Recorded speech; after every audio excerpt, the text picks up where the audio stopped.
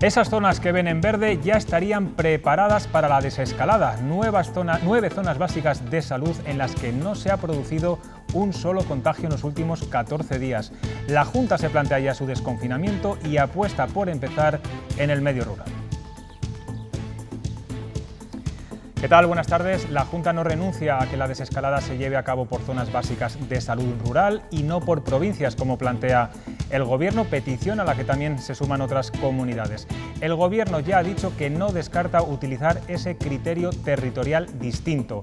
En cualquier caso, Castilla y León está bastante satisfecha con este plan de desconfinamiento, mientras que en otras comunidades como Galicia, Cataluña, País Vasco o Valencia, sus presidentes autonómicos son mucho más críticos. Los que también están muy molestos son los hosteleros. Creen que el límite de aforo en bares y restaurantes va a ser una ruina para sus negocios. Hoy también hablaremos con la vicepresidenta de la empresa familiar sobre si esta desescalada puede servir ya para recuperar la actividad económica. Y los que no desaprovechan cualquier oportunidad son algunos políticos. En Guardo, PP y Ciudadanos presentarán una moción de censura para arrebatar el poder al PSOE. Aquí el que no corre, vuela. Comenzamos. La Junta, al igual que otras comunidades, mantiene su propuesta inicial de que la desescalada tiene que comenzar en las áreas de salud rurales y no en toda la provincia, como ayer anunció el Gobierno. Considera que las peculiaridades, las distintas características de la comunidad obligan a una vuelta a la normalidad en pequeñas áreas y que no se puede esperar a que toda la provincia esté preparada. No obstante, a falta de conocer más datos, apoyan el plan presentado ayer por el presidente Sánchez. Yo creo que tenemos bastante grado de confianza en que se entienda que Castilla y León es especial porque es muy grande, es muy dispersa y que se entienda que la unidad no puede ser la provincia, sino que tienen que ser unidades más pequeñas y yo creo que esto nos va a permitir empezar también la desescalada, no hacerla en los últimos y nos va a permitir hacerlo por territorios. Es muy difícil de explicar a la gente que vive pues, en zonas en Soria, en Zamora o en Sedano que no ha tenido ni un solo caso en toda la epidemia, que va a seguir confinada, ¿no? Es decir, pero eso tenemos que hacerlo compatible con un control de la movilidad estricto, que cuando nosotros tomemos decisiones, pues estemos seguros de que podemos controlar la movilidad en esas zonas para que no, al desconfinarlas, no se nos infecten. El ministro de Sanidad responde y dice que sí, que se tendrán en cuenta esos criterios de comunidades autónomas como Castilla y León que plantean áreas menores a la provincia. Si hay comunidades autónomas que tienen planteamientos distintos y que son planteamientos sustentados por un razonamiento técnico y que cumplen con los criterios que nosotros exigimos a las unidades territoriales para el plan de desescalado o de transición, no habrá inconveniente en tomarlo en consideración. Como hemos dicho, Castilla y León apoya el plan de desescalada del Gobierno, pero no a todas las comunidades le ha gustado. Madrid, Álvaro Lúa, algunos presidentes autonómicos han sido críticos y muestran sus reticencias. Sí, se quejan de que han desoído sus recomendaciones. Buenas noches, José Luis. Precisamente esta tarde los consejeros de Sanidad de las comunidades autónomas tenían una reunión telemática con el ministro Illa. Bajo el brazo muchas recomendaciones, pero también muchas dudas en torno a ese plan de desescalada. Esta mañana hemos escuchado a algunos presidentes autonómicos hacer una valoración de ese plan de vuelta a la nueva normalidad. El más crítico, el presidente de la Xunta de Galicia, Alberto Núñez Feijóo. Desde luego Galicia no lo puede avalar. No lo puede avalar porque tiene serias lagunas de eficacia y serias lagunas de utilidad. En la reunión de esta tarde vamos a plantear una serie de ideas que tienen que ver pues, con el control de horarios, buscar fórmulas también para reconsiderar algunas cuestiones que tienen que ver con los establecimientos. No podemos dejar de lamentar que este plan se haya elaborado sin tener en cuenta a Cataluña y al resto de territorios. Especialmente teniendo en cuenta que este plan se ha presentado tan solo 2 días después de la conferencia de presidentes. Pese al apoyo inicial de la Junta al plan del Gobierno, de hecho ha recogido sus peticiones, la consejera de Sanidad no ha ocultado cierta crítica ante la falta de concreción de muchos aspectos.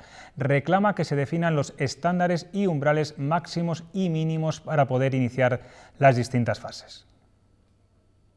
No podemos decir, bueno, hay que ir despacio ya, pero es como si decimos a alguien, tienes que ir despacio por la carretera, pero ¿a cuánto? ¿A 30, 40, 50? ¿O puedes ir más rápido? ¿A cuánto? ¿A 90, a 100, a 120? Esto es lo que queremos decir cuando queremos que se establezcan estándares mínimos y máximos para considerar que una fase está consolidada y que podemos pasar a la siguiente. Como decíamos, hay ya 9 áreas básicas de salud rural que cumplen con las condiciones para poder llevar a cabo la desescalada. Son zonas del medio rural que la Junta no descarta que sean las primeras en empezar a recuperar antes que el resto la normalidad. Zamora, Ávila y Burgos son las provincias en mejor situación. Y hasta Zamora nos vamos. Salomé Mateos, ¿cómo está la situación en esa provincia? Buenas tardes. Pues Zamora ocupa el último lugar de toda la comunidad en número de positivos. Es más, algunas zonas básicas de salud llevan más de 2 semanas sin ningún caso de coronavirus, como la Alta Sanabria y también Carvajales de Alba. Así es que sí, parecería claro que dentro de esas unidades territoriales establecidas por el Gobierno central, Zamora fuera una de las primeras en estar en la siguiente fase. Por un lado están los criterios epidemiológicos, aunque Sanidad no ha precisado aún los umbrales que no pueden superar. Si 1 o 2 casos por 100.000 habitantes, tampoco se sabe bajo qué número reproductivo, es decir, el que estima cuántas personas contagia de media cada infectado. Igual de importante para avanzar en esta desescalada serán los planes de sanidad. Cada comunidad autónoma debe preparar un plan de reacción rápida que aborde cómo se afrontaría el incremento de necesidades, por ejemplo, de camas UCI, de recursos humanos especializados, de equipos y materiales necesarios en el caso de un hipotético rebrote intenso. Cobra aquí especial relevancia la labor de atención primaria, que tendrá una labor esencial en la detección, diagnóstico y aislamiento de los posibles infectados. Y junto a estos indicadores para la desescalada también se analizarán otros, como los económicos, los sociales o la movilidad.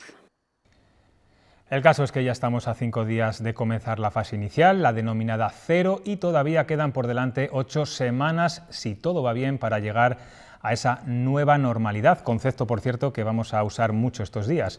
Los primeros en arrancar su actividad serán comercios, ocio, peluquerías, deportistas e incluso las misas. Los runners ya pueden sacar sus zapatillas. En plena fase 0 podremos salir a hacer ejercicio de manera individual. Sergio ya se ha organizado.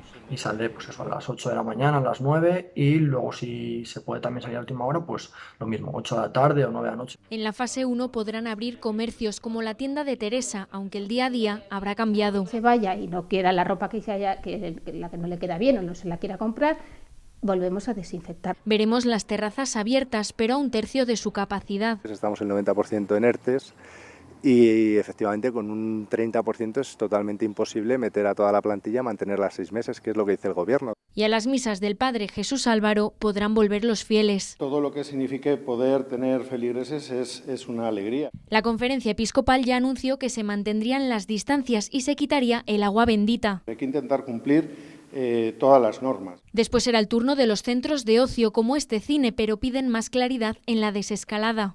Porque el 30% todos sabemos lo que es, pero ese 30% cómo lo vamos a distribuir, cómo lo vamos a hacer.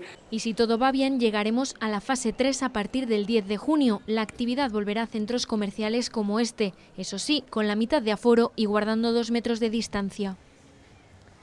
La gran duda que tendrán seguramente muchos de ustedes ahora es cómo nos podemos mover en función de la fase en la que estemos. ¿Podemos ir a otra provincia, ir a la Casa del Pueblo? Bien, pues hemos examinado el denominado Plan para la transición hacia la nueva normalidad y les vamos a dar respuestas a algunas de estas incógnitas. ¿Puedo salir de casa? Sí, pero solo si se va a hacer algo permitido, como por ejemplo hacer deporte a partir de este sábado o ir a un local con cita previa. Esto será a partir de la fase 0 que empieza el próximo lunes. ¿Puedo visitar a mis familiares y amigos? Se permitirá el contacto social en grupos pequeños entre personas que no sean vulnerables y no tengan patologías previas. Buenos días. Buenos días. Será en la fase 1 y se ampliará a un mayor número de personas en la fase 2. Eso sí, siempre en la misma provincia. ¿Puedo ir a trabajar a otra provincia? Por motivos laborales se permitirá el desplazamiento a otra provincia siempre que esté justificado. ¿Puedo ir al pueblo? Si su pueblo se encuentra en su provincia, podrá desplazarse a su segunda residencia a partir de la fase 2, pero si está fuera, no será hasta la denominada nueva normalidad. ¿Y puedo viajar fuera del país? De momento no se contemplan los movimientos de personas fuera de España, solo se podrá salir por causa justificada o de fuerza mayor. Muchas dudas tienen también los comerciantes y los hosteleros, los primeros en poder abrir sus negocios. El plan de desescalada no les gusta y en el caso de los hosteleros temen que reducir el aforo de las terrazas al 30% provocará que los locales sigan cerrados. Estefanía Ureña está en la zona de tapas de Valladolid, en el centro. No es rentable para el sector estas medidas. Los hosteleros, José Luis, tienen claro que no les es rentable. Ven inviable esa reducción al 30% de las terrazas, algo que empezará a ocurrir a partir del 11 de mayo, cuando empiece esa primera fase de la desescalada. Y lo ven inviable porque, a pesar de que puedan abrir las terrazas, no así el interior de sus establecimientos, pues evidentemente van a tener menos clientes, aunque sí los mismos gastos que deberán pagar. Y esta misma situación se va a repetir el próximo 25 de mayo, cuando también se permita abrir a los restaurantes y también con esa limitación de aforo. Lo que ven con incredulidad los hosteleros es que se haya estructurado todo un calendario de desescalada sin tener en cuenta aún sus peticiones, demandas como la flexibilidad en los ERTEs, los microcréditos o las exenciones fiscales. En Ávila, su ayuntamiento, por ejemplo, ha aprobado la suspensión de hasta 15 tasas municipales, entre ellas el cobro del impuesto de terrazas en vías públicas.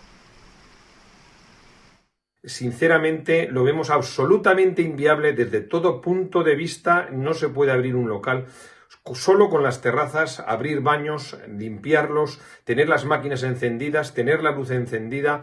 Eso no da ni para apagar la luz. En el momento en que abramos las puertas de nuestros establecimientos comerciales, volveremos a tener todos los gastos completos de nuestra actividad, pero con la incertidumbre de qué ingresos vamos a generar. Por desgracia, no vamos a tener cola en la puerta para que compren unos zapatos, para que renueven su vestuario, como estamos viendo cuando se trata de productos de primera necesidad. Por eso creemos que hay que buscar ayudas directas a las empresas para cubrir esa parte de los gastos fijos que estamos teniendo y que vamos a tener en esas primeras semanas. Y ya vemos exigentes medidas de seguridad también en los supermercados. Este que ven está en León y toma la temperatura a los clientes a la entrada. El personal de seguridad mide la temperatura de trabajadores, proveedores y clientes. A aquellos que presenten más de 37,5 grados se les insta a irse a casa y contactar con el centro de salud.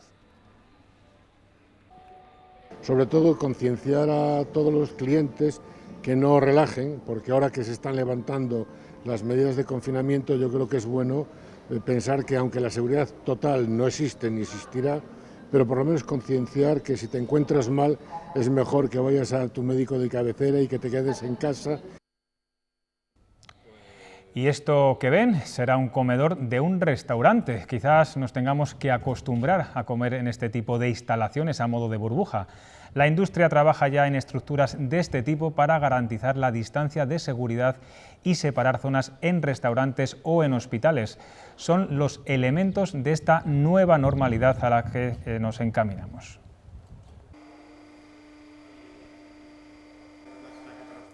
Ayer ya confirmaba el presidente Sánchez que las clases presenciales no volverán hasta septiembre y que los colegios abrirán para los niños menores de 6 años para poder conciliar. El problema, claro, está en los menores entre 7 y 14 años y que sus padres no les puedan cuidar porque tengan que ir a trabajar. Los progenitores esperan que el Gobierno modifique esta medida. La conciliación se presenta como la asignatura más difícil de la desescalada en el ámbito educativo. Los centros solo abrirán en la segunda fase para niños de hasta 6 años cuyos padres trabajen fuera de casa. Yo en teoría empiezo el 11 de mayo y si no puedo estar con la abuela no sé qué hacer. Con los abuelos por lo visto tampoco se pueden quedar porque son personal de riesgo, con lo cual complicado por todos los sitios. La solución es dejarlos con los abuelos y poner en peligro a los abuelos, pues es difícil de tomar una decisión ahí. Preocupados, padres y madres consideran insuficiente la medida. Niños de 7, 8 o 9 años no pueden o no deben quedarse en casa totalmente solos. Se debe ampliar a muchos más casos. En la misma fase podrán volver los alumnos del último curso de cada ciclo. Será voluntario y en grupos reducidos. Tendría que ser negociado con las organizaciones sindicales representativas del profesorado y que habrá que dotar de equipos de protección individual, garantizar distancias. Supone ampliar horario del profesorado y ampliar también la capacidad de teledocencia de los centros, por lo que sería necesaria unas nuevas condiciones de financiación. Complicado panorama el de esta reapertura de centros educativos a la espera de ver si la letra pequeña incluye alguna modificación.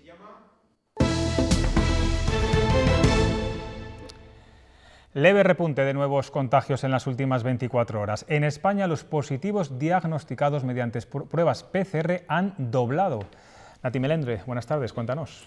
Buenas tardes. Bueno, prácticamente han doblado. Hoy se han alcanzado 2.100 nuevos positivos, ayer eran 1.300. Aún así, la curva de contagios podemos decir que se encuentra en una fase de contención a nivel nacional. Estos son los datos nacionales con pruebas por PCR. También en Castilla y León ha habido más casos positivos de coronavirus, pero también dentro de esos límites de contención ya asumibles por el sistema público de salud. Hay que recordar un dato: a partir de ahora ya la Junta de Castilla y León va a facilitar los datos de nuevos contagios confirmados a través de las pruebas PCR, que por otra parte es el sistema ya que se utiliza en todas las mediciones de organismos nacionales e internacionales. A pesar de esta contención, lo cierto es que todos los días hay cientos de nuevos casos de defunciones. Ese es el lastre más duro que nos está trayendo esta pandemia. 325, son 24 más a nivel nacional, de ellos 16 en Castilla y León, eso es 10 menos que el día anterior. El dato positivo ya está siendo habitual, es el número de altas hospitalarias, sigue subiendo, de nuevo un dato el mejor de toda la serie, 109.000 personas ya tienen el alta hospitalaria, 6.569 en Castilla y León, y además otro dato que también nos sirve para medir ante esa posible desescalada cuál es la evolución del sistema sanitario. Bueno, hay en torno a 500 camas de UCI disponibles y están ocupadas hoy por hoy 192. Hemos dado los datos de fallecimientos y en esos datos oficiales no incluimos las personas que han fallecido en las residencias de ancianos, que son más de 2.000, pero que no se están contabilizando porque no fallecen en hospitales. Unas residencias de ancianos, residencias de la tercera edad, que hasta hace nada en Castilla y León eran un símbolo de nueva gestión, buena gestión asistencial. Sobre estos rankings preguntaban hoy a la consejera de Familia y esto es lo que contestaba. El modelo de atención residencial, el modelo de servicios sociales era bueno y simplemente el problema es que hemos tenido una pandemia, una crisis sanitaria como no se ha conocido nunca. Ante esa situación surgen nuevos escenarios que nos hacen replantearnos el modelo de atención residencial en este caso.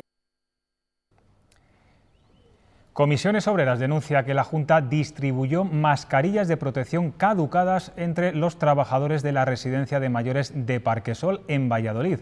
Asegura que se fabricaron en 2010 y caducaron en 2013 y así se lo han notificado en un escrito a la delegación territorial. En este centro, 59 de los 99 residentes y 32 de los 132 trabajadores tienen coronavirus en este momento.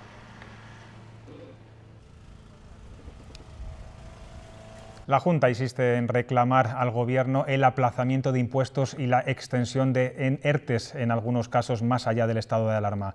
Esta mañana el presidente de la Junta se ha reunido con el Consejo Castellano y Leonés de Comercio. Mañueco ha recogido su preocupación por la situación del pequeño comercio y les ha asegurado que seguirá reclamando medidas y fondos extraordinarios, aunque se vaya a permitir la apertura. Que al margen de que se puedan abrir los sectores, que es bueno que vayamos recuperando la... Pasamos ahora del comercio a la empresa familiar, que ha realizado un informe, una encuesta sobre los escenarios para la economía tras el COVID-19. Contactamos ya con Rocío Herbella, vicepresidenta y dentro de muy poco presidenta de la empresa familiar de Castilla y León. Buenas tardes. Hola, muy buenas tardes. Según este estudio, el 58% de las empresas de Castilla y León ya han aplicado un ERTE y ven un gran pesimismo sobre la recuperación económica. ¿Se esperan muchos despidos después? La cuestión es que los ERTEs han sido una medida muy bien ideada, pero muy mal implementada. Entonces ya han generado estragos como la falta de cobros por las personas por no usar el sistema alemán, sino usar que el sistema alemán ha sido un sistema directo, entrega el dinero a las empresas para que llegara a los trabajadores, y se ha usado el SEPE y esto ha llevado ya a falta de cobro o retraso en los cobros. El cómo salgamos y reactivemos las empresas, la actividad, y cómo moderen las condiciones de salida será esencial para que las empresas retomemos nuestra actividad normal. También destacan que esta crisis está afectando ya negativamente al 91% de las compañías familiares de la comunidad. ¿La desescalada en la que ya estamos inmersos puede variar ese porcentaje a mejor? ¿Ven una oportunidad? Por supuesto, y la desescalada depende de una serie de medidas que estamos reclamando, que son medidas fiscales, medidas financieras y, por supuesto, medidas también de seguridad para proteger al 100% de nuestros trabajadores, dotándonos de recursos necesarios en los sistemas de prevención que hoy nos faltan para poder hacer todos los controles en todos los sectores y en todos los centros de trabajo y garantizar la seguridad de nuestros trabajadores y, por lo tanto, la recuperación del empleo tan necesaria y la reactivación de las empresas. Sí, señora Arbella, los sectores menos perjudicados son agricultura e industria, mientras que hostelería, automoción y comercio les costará más salir de esta crisis. Usted, que también es la consejera delegada de Prosol, una empresa relacionada con la agroalimentación, ¿está notando que ante el acopio inicial de alimentos y también ante el miedo a una posible crisis económica, el consumo ya se está ralentizando y pueda afectar también al sector agroalimentario? Sí, la crisis ha sido asimétrica y dentro de los sectores también no ha sido lo mismo aquellos que están orientados más a restauración y aquellos que eran grandes exportadores de aquellos que estaban más centrados en la parte de comercio y gran consumo. Entonces hay una asimetría clara. Hemos pasado, el sector primario ha pasado de estar en la calle en tractores a recibir aplausos y esto tiene que ser tenido en cuenta. Y tendríamos que apoyar al sector primario y hacer un apoyo con un compromiso político claro para poder reactivar la actividad cuanto antes y que este sector, pues, que ha sido tan importante en esta crisis, pues, pueda recibir ayudas. Y, por supuesto, el consumo va a ser menor y se está previendo una caída del empleo este año en un 18%, por lo tanto, eso va a afectar a una menor cesta de la compra. Por lo tanto, las medidas de empresa sana, las medidas de incentivos van a ser absolutamente necesarias para reactivar el turismo y la exportación que son tan necesarios. Sí, dicen también en su estudio que a raíz de lo que está sucediendo, lo ideal sería no depender de las importaciones y que cada territorio, cada comunidad autónoma tuviera su propio tejido industrial para no depender del exterior. Eso en Castilla y León es una quimera. Bueno, es una quimera, pero tenemos un sector primario y un sector industrial muy potente y yo creo que, como otros sectores que nos complementamos, y creo que sí, que va a haber una dicotomía, va a haber, por una parte, una proyección hacia el consumo nacional, pero por otra parte, indudablemente, pues las exportaciones van a verse incrementadas si nos consideramos sector seguro y de esto depende lo que hablaba antes, ¿no? Las medidas de prevención que nos doten de los recursos necesarios para establecer esos sistemas de prevención que tan necesarios son en las empresas. ¿Se sienten respaldados por el Gobierno en sus peticiones, que fundamentalmente son, bueno, el aplazamiento de los tributos, facilitar los ERTEs y la concesión de ayudas o una mayor liquidez? Bueno, para nada. De hecho, en la última encuesta que hemos sometido a los asociados, el resultado ha sido desastroso, ha sido un suspenso rotundo y ha sido un suspenso rotundo al Gobierno central. No ha sido asimismo, ha sido mejor valorado el Gobierno regional y todos sabemos que también se ha visto arrastrado por esta corriente en la que no hemos podido participar ni empresas ni administraciones regionales. Por lo tanto, yo creo que de cómo afrontemos la salida de la crisis entre todos, podremos ser más competitivos, más sostenibles y podemos recuperar esa legitimidad social y tenerla, porque la tenemos y tenemos que ganarla. Por último, entre las estrategias que han adoptado está el teletrabajo. Ha subido del 61 al 87%.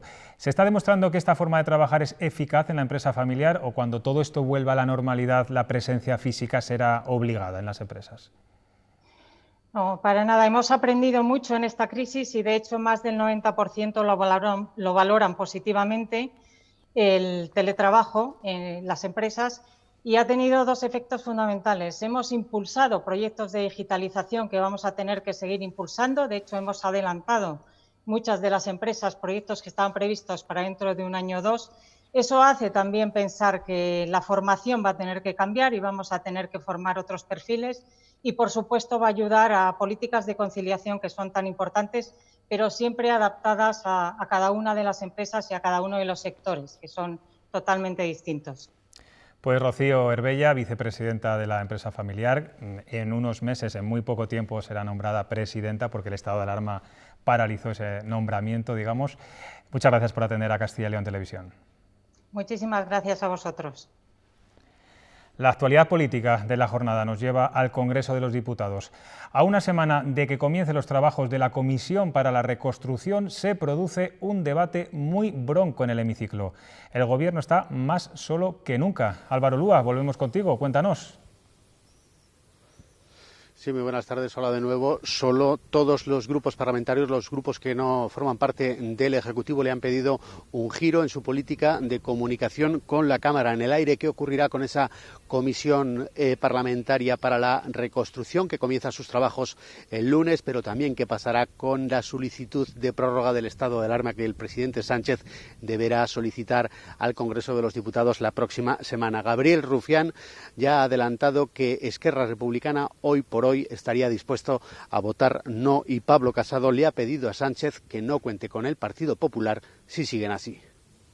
Miente a pymes y autónomos diciendo que les iba a dar. El enfrentamiento se agrava. Sánchez y Casado continúan sin acercar posturas. A usted y a su grupo le animo a dejar su postura intransigente y a sumar y a arrimar el hombro. Lo primero que hay que hacer para salir de esta crisis es decir la verdad a los españoles, y usted no lo está haciendo. Porque según el líder del PP, el presidente del Gobierno miente cuando habla de la gestión de esta crisis y también cuando dice que quiere pactar. Decía Tarradellas que en política se puede hacer de todo menos el ridículo. Usted, si quiere, puede seguir haciéndolo, pero no nos pida que lo hagamos con usted. En su contraataque, Sánchez aseguraba que esta crisis no será excusa para recortar el estado del bienestar, que es lo que ustedes hicieron cuando gobernaron en España y están haciendo en gobiernos autonómicos. Pero no solo los populares señalaban al presidente por la falta de diálogo, también Ciudadanos. Mire, a su plan le falta una fase, la fase de llamar a la oposición. E incluso sus socios de Esquerra. ¿Son conscientes de la alternativa a no dialogar, a no informar, a no entenderse con nosotros? Entre los momentos más tensos, este en el que Vox cargaba contra el Gobierno por los mayores fallecidos en residencias. Dejaron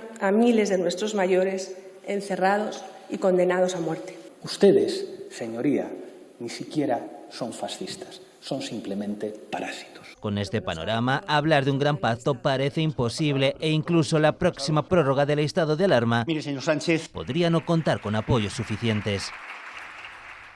Y en medio de toda esta crisis sanitaria y económica, algunos aprovechan la oportunidad hasta para presentar una moción de censura. Es lo que ha ocurrido en la localidad palentina de Guardo. El PP quiere quitar del sillón de mando al Partido Socialista en este ayuntamiento con el apoyo y la complicidad de Ciudadanos. La socialista Gemma San Félix consiguió la alcaldía gracias a los votos de la formación naranja, pero ahora esa relación se ha roto y todo apunta a que Ciudadanos cambiará de aliado y apoyará al PP. De esta manera, el exalcalde Juan Jesús Blanco podría recuperar el bastón de mando.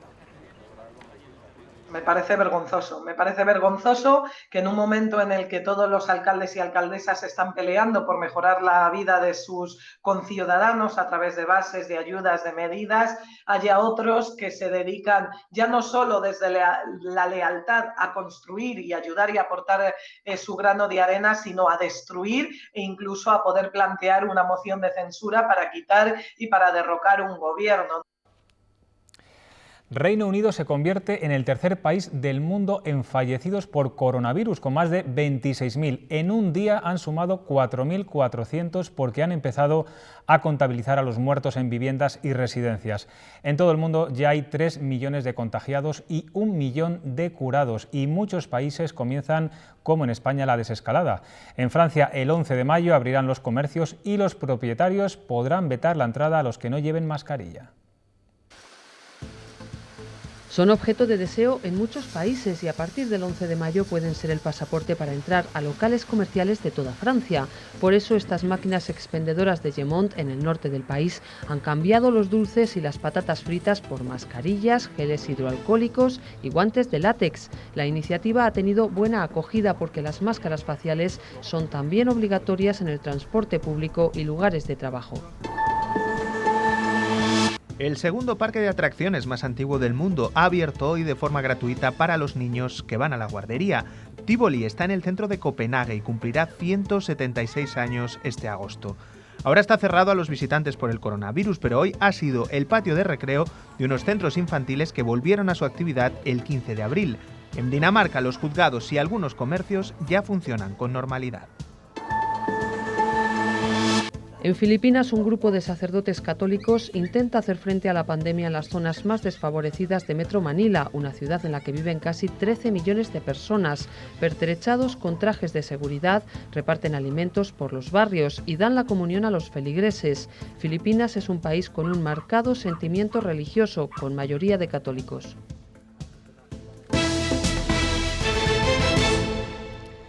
El coronavirus ha obligado a algunas empresas a reinventar su modelo de negocio durante el estado de alarma. Es el caso de Lácteas Cobreros en Zamora. Para paliar la caída del 75% de las ventas del rulo de cabra, uno de sus principales productos, ha apostado por centrarse en la leche en polvo. El proceso de producción que día a día se lleva dentro de las paredes de esta fábrica ha dado un vuelco con la crisis del coronavirus. El descenso del consumo ha afectado negativamente a Lácteas Cobreros. Cuando se declara el estado de alarma, todos los consumidores hemos salido masivamente a copiar productos, los supermercados se han encontrado arrasados, como hemos visto, y hemos tenido estos picos de consumo que luego, claro, lógicamente han bajado. Esta situación toca especialmente al rulo de cabra, uno de los dos pilares de esta compañía. Va vinculado a la tapa, al mundo de la cocina y lógicamente, claro, con el descenso del poder adquisitivo de los consumidores, pues deja de ser un producto prácticamente esencial. Por ello han tenido que apoyarse en su otra pata, la leche en polvo. En este caso la producción ha subido y coincide que el mercado chino, uno de los principales países receptores, recomienda el consumo de este tipo de productos para ayudar al sistema inmune, en este caso al de los niños. Esto es un producto base para la alimentación infantil, ¿vale? Nuestra leche en polvo de cabra tiene una calidad de alimentación infantil y es una parte importante en la formulación de las leches infantiles. A la espera de las medidas de la desescalada y del cambio de hábitos de consumo, Lácteas Cobreros prevé que la facturación caiga un 40% a final de este año. Hay disparidad de opiniones y también confusión, por eso hoy les aclaramos que no se pueden cultivar los huertos urbanos. Los desplazamientos están prohibidos por el estado de alarma. Solo pueden atender la tierra de labranza agricultores y quienes dependan de esas cosechas para sobrevivir.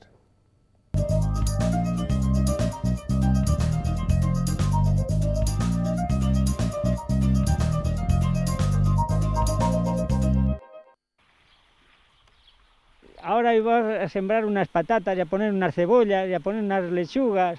Higinio tiene suerte, puede sembrar porque su huerta está dentro de casa. Yo aquí no tengo peligro ninguno, porque es lo único que me libra para que esté en forma, porque si no estoy engarrotado. Desde que empezó el estado de alarma solo pueden cultivar agricultores dados de alta y familias que dependan de la huerta para sobrevivir. La pequeña producción pues se va erosionando, la gente va abandonando, no puede planificar los cultivos, porque no sabe lo que va a suceder. La medida es polémica. En comarcas como El Bierzo, donde apenas hay contagios, no entienden el peligro. ¿Qué grado de peligrosidad tiene comparado con que nosotros, los que vivimos en el pueblo, para poder comprar, ir al banco, ir a la farmacia, tenemos que desplazarnos a Bembibre? ¿Quién corre más peligro?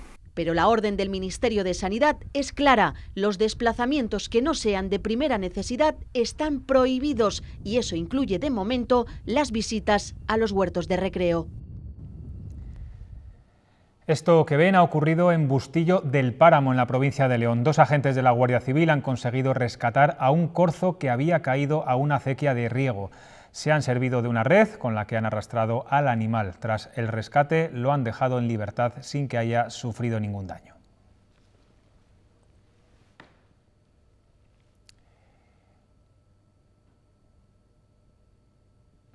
El sector turístico es el que con más recelo mira el calendario. La incertidumbre afecta también a los caminos de Santiago que cruzan Castilla y León. No hay peregrinos y los pueblos que viven de su trasiego sufren estos días un silencio preocupante e inusual. Los albergues están cerrados y la mayoría de peregrinos extranjeros fueron repatriados a través de sus embajadas a sus lugares de origen cuando empezó esta crisis del coronavirus. En municipios como Castrojeriz, sus 500 habitantes viven con preocupación la pandemia porque muchas familias dependen del Camino de Santiago. Por esta calle, la más larga del Camino de Santiago, solían escucharse acentos coreanos o estadounidenses. Esto creo que nadie lo ha visto así jamás. Ahora mismo estaría todo lleno de gente. Este municipio de 500 vecinos cuenta con 7 albergues, 5 hoteles y 3 casas rurales dedicadas al transeúnte. Podrían llegar a pernoctar entre 3.000 o más 4.000 peregrinos. Pernoctar, pasar, pues seguro que pasan más de 6.000. El mes de abril solo. Los peregrinos solo llaman para cancelar o posponer. Trabajo 7 meses al año, tengo 5 trabajadores y ya he perdido 2 meses seguro y sé que otro por lo menos también. Un día como hoy, 50 comidas y 20, 30 cenas, nada, vamos. Normalmente están trabajando pues 9 personas todo el año y ahora pues ampliamos a 14, 13, 14 personas. Y miran con recelo el calendario, quieren salvar el año que viene porque es jacobeo. Intentar quitar plazas para que las camas estén más separadas, incluso separarlas con algún tipo de biombo. El año pasado pernoctaron en los albergues de Castilla y León casi 500.000 de personas. Muchas familias dependen de quienes van a Santiago.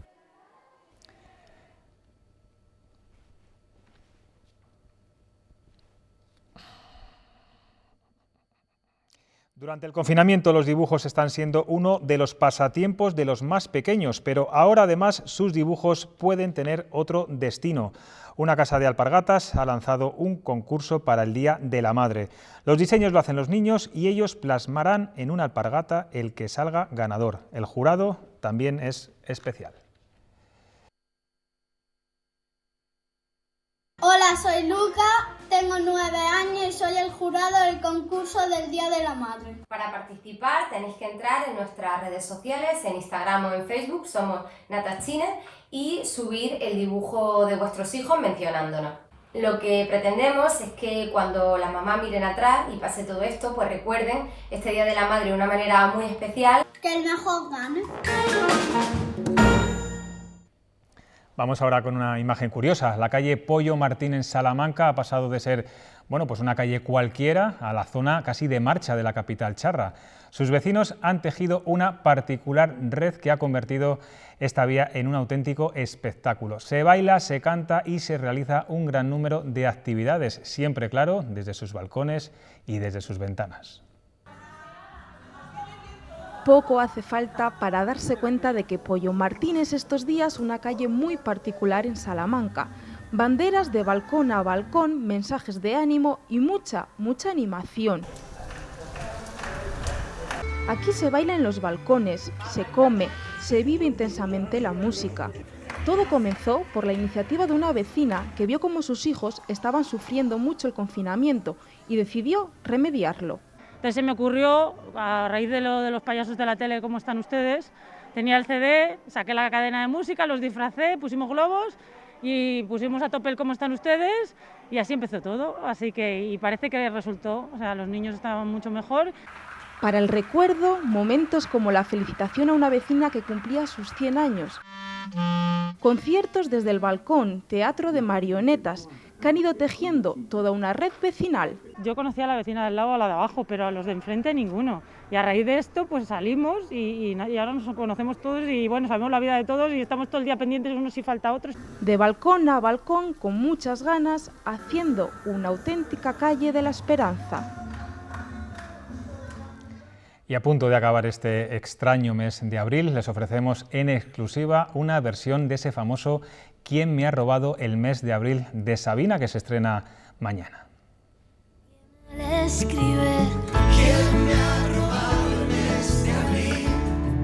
Lo han grabado más de 20 artistas desde sus casas, entre ellos las segovianas Rebeca y Lucía Jiménez y Elvira Sastre. Tiene fines benéficos y todo lo que recauden servirá para que Médicos Sin Fronteras luche contra el COVID-19. ¿Dónde guardo el corazón? ¿Quién detuvo el reloj de las oficinas? ¿Quién mató las verbenas con funerales? Y hoy se celebra el Día Internacional de la Danza y a pesar del confinamiento se han repetido las iniciativas para conmemorarlo. Las redes sociales se han llenado de vídeos e imágenes sobre la belleza de esta disciplina artística. Esta producción la ha creado el Museo del Prado junto a la Compañía Nacional de Danza. Una perfecta simbiosis entre danza y pintura que han titulado Equilibrio.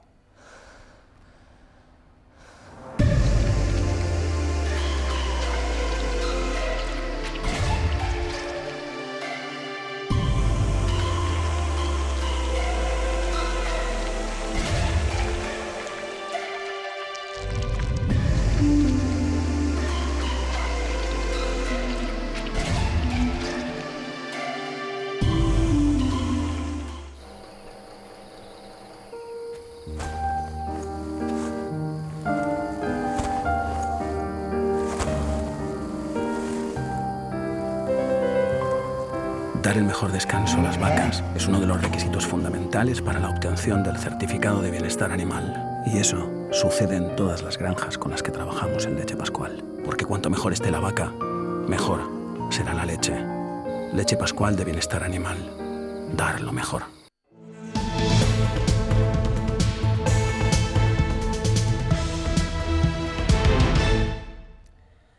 Aunque anoche parecía estar claro que los equipos profesionales de fútbol regresarían a los entrenamientos este próximo lunes, Javier Mardones, buenas tardes. Los nuestros aún no lo confirman.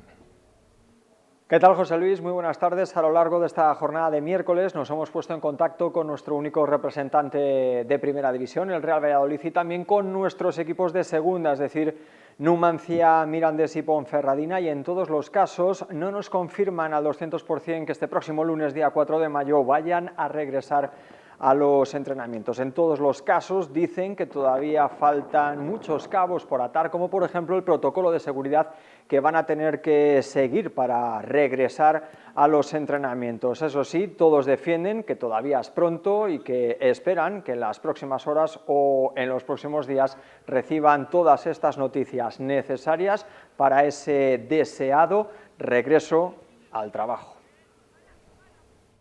Y en Francia, a pesar de la cancelación definitiva de la Liga, el Paris Saint-Germain mantiene la intención de jugar la Champions. El club parisino agotará todas las vías para disputar los cuartos de final de la máxima competición continental. Incluso se baraja la posibilidad de que juegue fuera de Francia, ya que los eventos deportivos se han suspendido hasta septiembre. La UEFA todavía no ha dado a conocer las fechas en las que tiene prevista terminar la Champions League. Todo indica a que será durante el mes de agosto. Argentina también ha suspendido la Liga de Fútbol. No hay campeón no habrá descensos ni ascensos durante 2 años para salvaguardar posibles endeudamientos de los clubes. El fútbol se reanudará en enero del próximo año. Por cierto, el futbolista argentino Paulo Dybala ha dado positivo por coronavirus 4 veces en un mes y medio.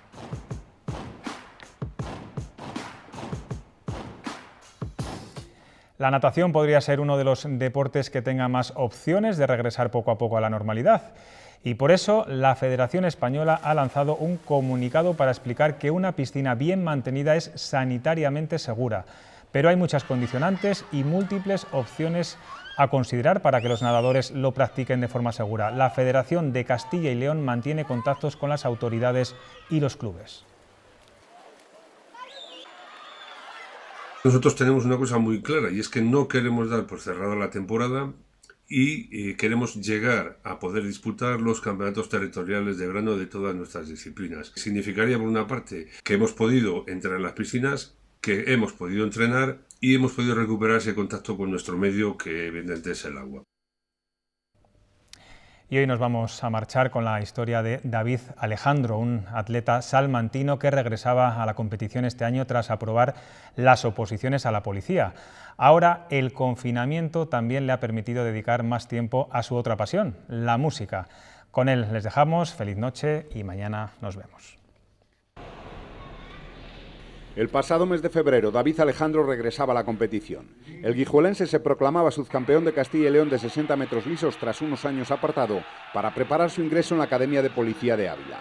Sin embargo, la crisis del coronavirus ha frenado su regreso. Más que un golpe, ha sido un imprevisto de estos en los que te hacen plantear al final mucho las cosas. Sin embargo, según cómo está el panorama a nivel nacional, pienso que hay cosas ahora mucho más importantes que el deporte, como lo son la salud de todas las personas. De momento se prepara en casa, utilizando lo que puede, aunque su disciplina es muy explosiva y resulta complicado. Pues un 10% más o menos de lo que solemos hacer para estas alturas, así que bueno. David Alejandro está destinado en la comisaría de Béjar, mientras completa su formación como cadete.